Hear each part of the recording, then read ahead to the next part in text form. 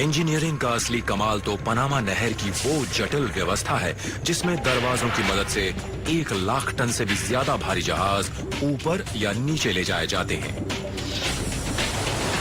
इस वक्त मैं नहर के उस इलाके में हूँ जो दरवाजों से घिरा हुआ है। जल्दी ही इस बंद जगह को 11 करोड़ लीटर पानी से भरा जाएगा। देखते ही देखते पानी का स्तर यहाँ से वहाँ पहुँच जाएगा। ये दरवाजे दो काम करते हैं। एक तो ये जहाजों को ऊपर या नीचे ले जाने के काम आते हैं और दूसरा ये झील के ताजा पानी में समुद्र का खारा पानी मिलने नहीं देते हैं। जब जहाज समुद्र के भारी खारे पानी से नहर के ताजा पानी में प्रवेश करते हैं तो दरवाजे के पास थोड़ी हलचल सी मच जाती है। ऐसे में जहाज को नियंत्रित करना मुश्किल हो जाता है। दरवाजों को बंद कर देने से ये हलचल बंद हो जाती है, जहाज का सफर सुगम हो जाता है।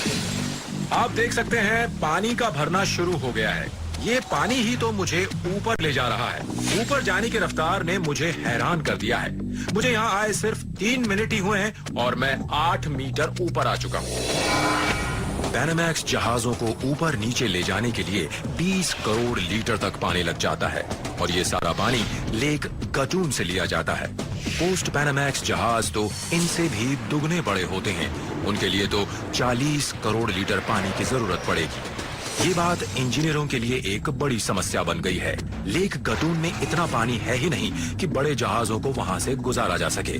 यहाँ के दरवाजों की कार्यक्षमता में सुधार लाना आवश्यक है। मिस्टर वोंग, ये जो मीरा फ्लोरेस दरवाजे हैं वो तो पैनामैक्स जहाजों के ही लायक हैं। अब जो नए दरवाजे लगाए जाने हैं वो पुराने वालों से किस तरह बेहतर होंगे?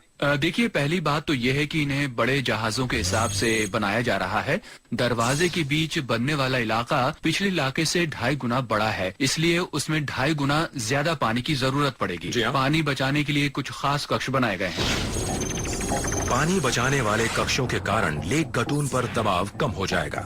पुरानी व्यवस्था में सारा पानी झील से ही आता था, पर अब 60% पानी इन 3 कक्षों से आया करेगा। हर एक कक्ष में करीब 4.25 करोड़ लीटर पानी रखने की क्षमता है। इस नई व्यवस्था की वजह से लेक गटून से कम पानी लिया जाएगा और पहले से 50% बड़े जहाजों को उठाया जा सकेगा। लेक गटून की और भी कई समस्याएं हैं। बड़े जहाजों के लिए ये झील जरा छोटी है। इसे बड़ा किया जाना बहुत जरूरी है। इस वक्त हम एक नौका में हैं। नहर होते हुए लेक गटून जा रहे हैं, जहां पर लोग इसे गहरा करने और चौड़ा करने के काम में जुटे ताकि पोस्ट पैनामैक्स जहाज वहां से गुजर सके, जिसके लिए ड्रिलिंग करके सुराख बनाए जा रहे हैं जिनमें बारूद रख के विस्फोट किया जाएगा। इस झील का क्षेत्रफल इस समय 422 वर्ग किलोमीटर है। पनामा नहर व्यवस्था का ये सबसे बड़ा हिस्सा है। फिर भी इसका आकार इतना बड़ा नहीं कि बड़े और भारी जहाज यहाँ से गुजर सके। जैसा कि सभी जानते हैं, नहाने के टब का पानी भी नहाने वाले के वजन के अनुसार ऊपर आता है। पोस्ट पैनामैक्स जहाज भी भारी होते हैं। उनके द्वारा हटाए गए पानी से झील का पानी ऊपर से बहने लगता है, इसलिए झील की गहराई और चौड़ाई को 2-2 मीटर बड़ा करना होगा। इस काम के लिए कुछ खास उपकरण और ढेर सा विस्फोटक आवश्यक है। क्यों कैप्टन, ये जो रिग मैं देख रहा हूँ वो तो बहुत कुछ एक ऑयल रिग की तरह लगती है। दरअसल ये जमीन में सुराख करने वाली एक मजबूत ड्रिलिंग रिग है। तो इस बार्ज का इस्तेमाल इस झील को चौड़ा करने के लिए किया जा रहा है? जी हाँ, यहाँ से तो बस शुरुआत हो रही है। ये तकरीबन 90 मीटर तक अंदर जाता है। ये पूरा का पूरा टापू गायब हो जाएगा। झील को बड़ा करने के लिए झील के तल पर गहरे सुराख बनाए जा रहे हैं। पैनी ड्रिल जमीन में घुस चुकी है। जी, अब नीचे जमीन में सुराख बनाया जा रहा है। जिस मशीन को ये काम सौंपा गया है उसे बार्ज नाम दिया गया है। दुनिया में ऐसी सिर्फ 2 ही ड्रिलिंग बार्ज हैं। तो कैप्टन, क्या इस हिसाब से ड्रिलिंग की जाएगी? सही कह रहे हैं। 5 लाइनें बनाई जाएंगी। हर लाइन में 9 सुराख बनाए जाएंगे। सुराख कितने गहरे होंगे? करीब 19 मीटर। 19 मीटर? जी हाँ।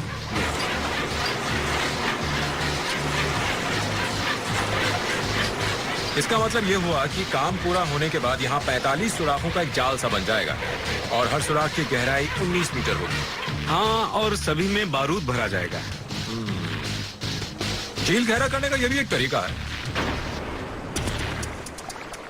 दरअसल बार्ज का इस्तेमाल करके ही इस झील की गहराई बढ़ाई जा सकती है। ज्यादातर ड्रिलिंग प्लेटफॉर्म बार्ज पर स्थायी रूप से कसे होते हैं। बार्ज का जो हिस्सा पानी के नीचे रहता है उसकी वजह से बार्ज किनारे के ज्यादा करीब नहीं पहुंच सकती है। बार्ज को इस प्रकार बनाया गया है कि इस पर लगे चारों प्लेटफॉर्म अलग से करीब 5 मीटर और आगे खिसकाए जा सकते हैं। इस व्यवस्था के कारण किनारे के पास के उथले हिस्सों में भी सुराख बनाए जा सकते हैं, वहाँ भी विस्फोट किया जा सकता है। हम सुराखों की पूरी गहराई तक पहुंच गए हैं। नीचे तक? जी बिल्कुल नीचे तक। तो सुराखों की जरूरी गहराई तक पहुंचने के बाद ड्रिल को सुराख के बाहर निकाल लिया गया है। आप देख सकते हैं, ये वो औजार है जो सुराख बनाता है। मजेदार बात यह है कि जब ये ड्रिल अपना काम कर रही होती है तब इस सिरे से लगातार पानी निकलता रहता है। ड्रिल पत्थरों में सुराख करते वक्त भी गर्म नहीं होने पाती और काटे गए टुकड़े भी पानी के साथ बाहर आ जाते हैं। अगला काम बारूद भरने का होता है। जी हाँ, अब बारूद की बारी है। एक बेवकूफी भरा सवाल है, इन छोटी छोटी मछलियों का क्या होगा? मछलियों के बारे में पूछ रहे हैं तो क्या कैमरे के सामने बता दूं? मछलियों, बचना है तो भागो। भागना ही बेहतर होगा। पनामा नहर को बड़ा बनाने के निर्णय को पूरे देश का समर्थन मिला है। बहुत दिनों से ये महसूस किया जा रहा था कि नहर का मौजूदा आकार आज के हालात के हिसाब से पर्याप्त नहीं है।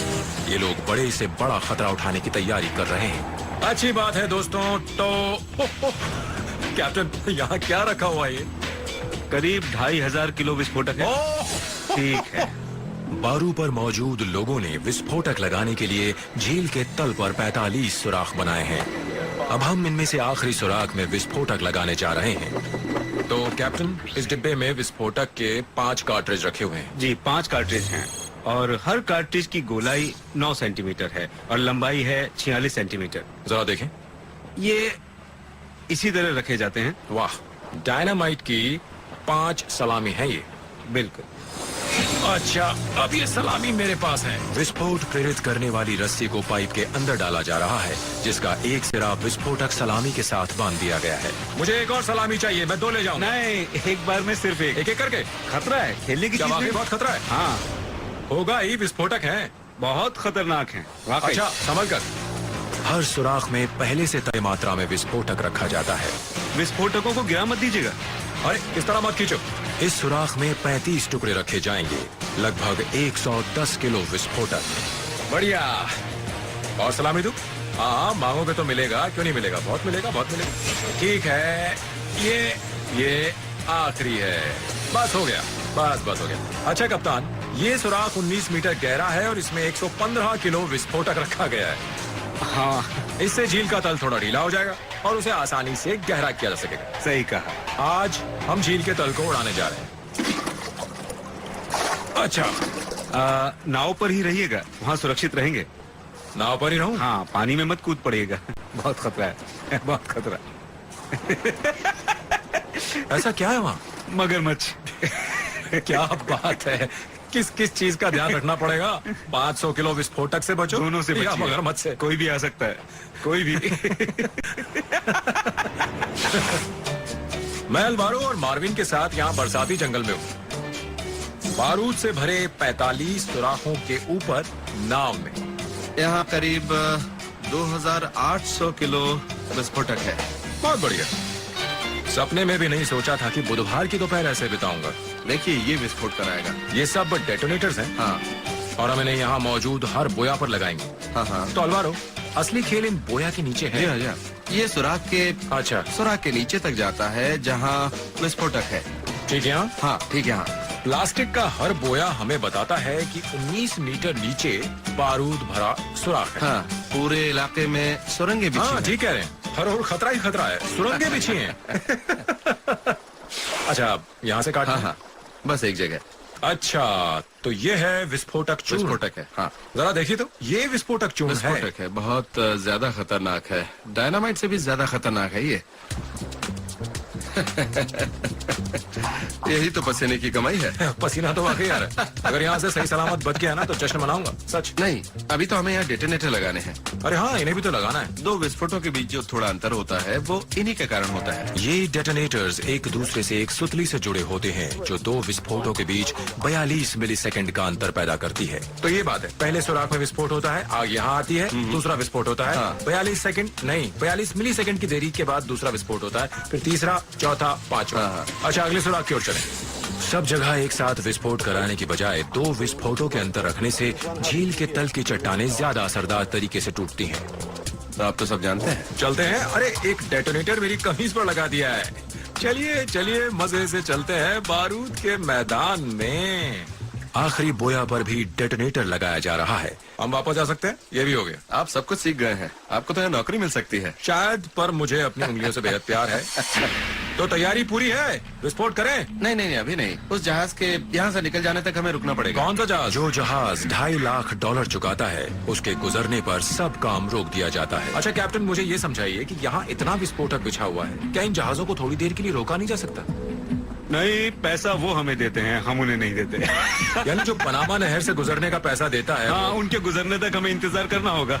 मतलब जैसे ही हमें मौका मिलेगा हम विस्फोट करेंगे। हाँ, जैसे ही आखिरी जहाज यहाँ से 750 मीटर दूर चला जाएगा, हम विस्फोट कर देंगे। समझ गए। 1 घंटे बाद एक और जहाज यहाँ से गुजरने वाला है। इन लोगों ने ये फैसला किया है कि जहाज को पास आने में अभी समय है। अगले 20 मिनटों में विस्फोट किया जा सकता है। तेजी से काम करना होगा। मैं उस जहाज को आते हुए देख रहा हूँ। हम जल्दी से विस्फोट करेंगे। तैयार? हाँ ठीक है। अच्छा ठीक ये है। मशीन विस्फोट करेगी। यही वो जादू की छड़ी है। यही तो बारूद सुलगाएगी। हाँ हाँ, इसे अंदर तक दबाइए, दबाइए और दबाइए। अच्छा अच्छा अच्छा अब हम तैयार हैं। अच्छा, तो ये बटन दबाना है। 1 सेकंड तक दबाए रखना है। जैसे ही छोड़ूंगा धमाका होगा। हाँ हम तैयार हैं, शुरू कीजिए। ठीक है, हम तैयार हैं। सावधान, सब संभलना। अच्छा 3 2 1।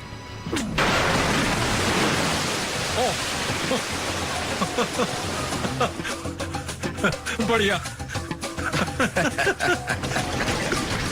बारूद ने अपना काम किया है। मैं इसे एक यादगार की तरह ले जाऊंगा। इसे तो घर ले ही जाऊंगा, मुझे चाहिए। वाह, ये तो बड़ा धमाका था, है ना? यहाँ पनामा नहर में सबसे महत्व की बात यह है कि विस्फोट से पहले ये ध्यान रखना पड़ता है कि कोई जहाज 750 मीटर के दायरे में ना हो। हमारा काम हो गया। पर दुख की बात है कि इस मछली ने बात नहीं चला। आलवारो, खाएंगे? हाँ विस्फोट के होते ही पनामा नहर से जहाजों का आना जाना फिर से शुरू हो गया। ये जहाज ही तो इस काम का खर्च उठा रहे हैं। ये नहर ही तो इस देश की अर्थव्यवस्था का सबसे महत्वपूर्ण हिस्सा है। दोनों अमेरिकी महाद्वीपों के लिए भी ये बहुत जरूरी है। वो तो है, सारे विश्व के लिए ये बहुत जरूरी है। इसके बन जाने से छोटे और बड़े हर तरह के जहाज एक महासागर से दूसरे महासागर में आ जा सकेंगे। तो अगर सब कुछ ठीक ठाक चलता रहा तो पुरानी नहर की शताब्दी के साथ ही पोस्ट पैनामैक्स जहाज इस नई नहर से आ जा सकेंगे। हाँ, शायद उससे भी पहले। ज्यादा जहाज, जिनमें बड़े जहाज भी शामिल होंगे, वो इस नहर से गुजर सकेंगे।